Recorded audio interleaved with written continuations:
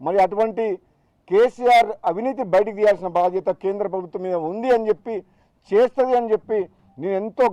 బలంగా నమ్మి నేను బీజేపీ పార్టీలో చేరడం జరిగింది. నా పదవికి పార్టీకి రాజీనామా చేసి కేవలం ఏకైక లక్ష్యం, ఏకైక ఆశయం కేసీఆర్ని గద్దె దింపడము, కేసీఆర్ అవినీతిని బయటికి తీసి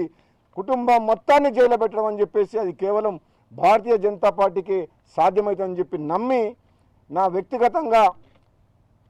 మొదటి నుంచి ఉన్న కాంగ్రెస్ పార్టీని, తెలంగాణ ఇచ్చిన కాంగ్రెస్ పార్టీని కాదని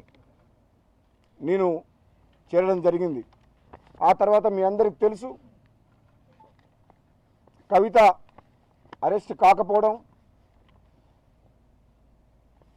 గత 10 ఏళ్లుగా జరిగిన అవినీతి మీద చర్యలు తీసుకోకపోవడం వల్ల ప్రజల్లో చాలా అనుమానాలు వ్యక్తం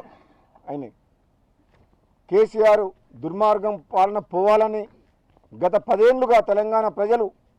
ఈ కుటుంబ పాలన, ఈ అవినీతి పాలన పోవాలని తెలంగాణ ప్రజలు మార్పు కోసం ఈసారి ఎన్నికల్లో బుద్ధి చెప్పాలని తెలంగాణ సమాజం అంతా ఒకతాటి మీదకి వచ్చిన తరుణంలో